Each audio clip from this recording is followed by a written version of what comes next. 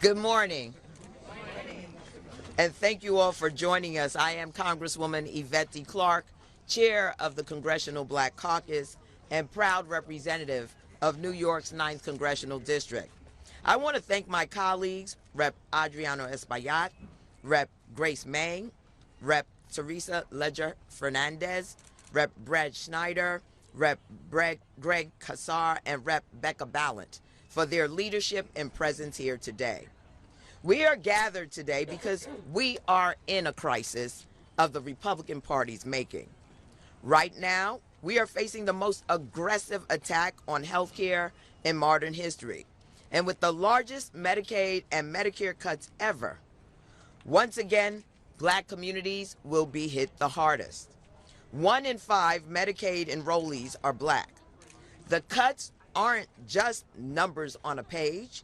They are life and death decisions for families already struggling to access affordable quality care.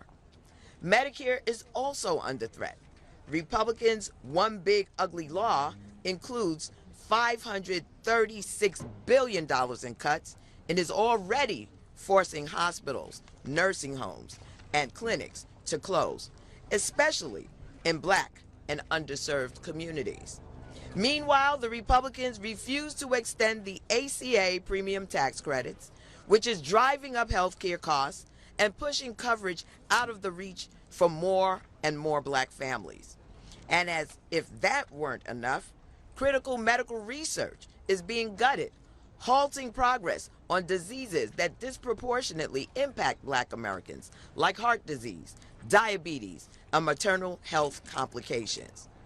As House Democratic Leader Jeffries and Senate Minority Leader Schumer made clear to President Trump in the Oval Office, health care is our red line.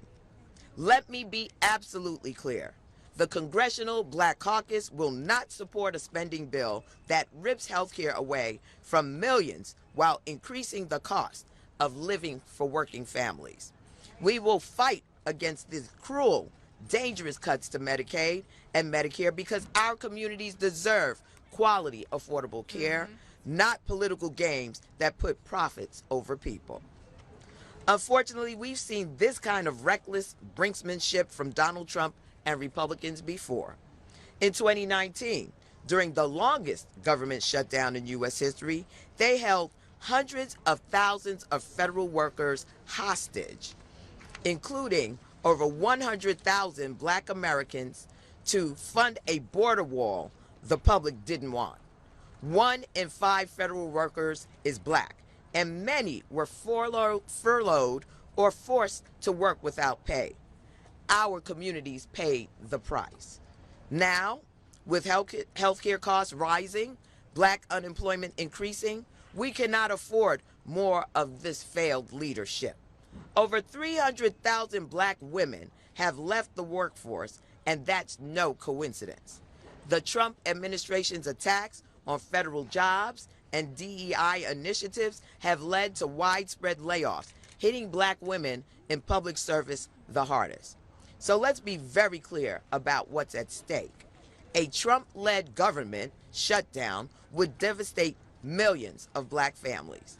The CBC will not support a partisan spending bill that slashes health care, guts federal jobs, and raises costs, all while targeting the very communities that keep this country running.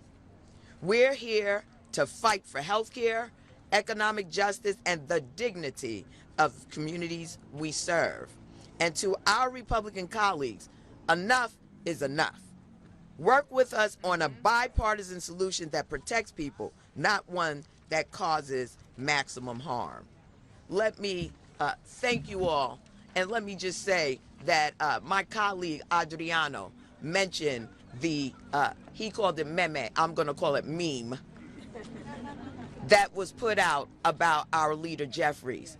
The juvenile behavior coming out of the White House should not be dignified by any Americans.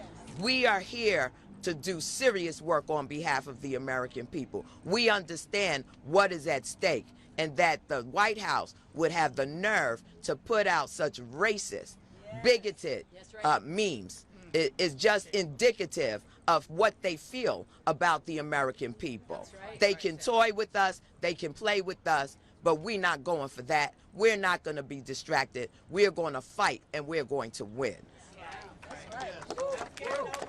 I now yield to Congresswoman Teresa Ledger Fernandez. Thank you, Chair.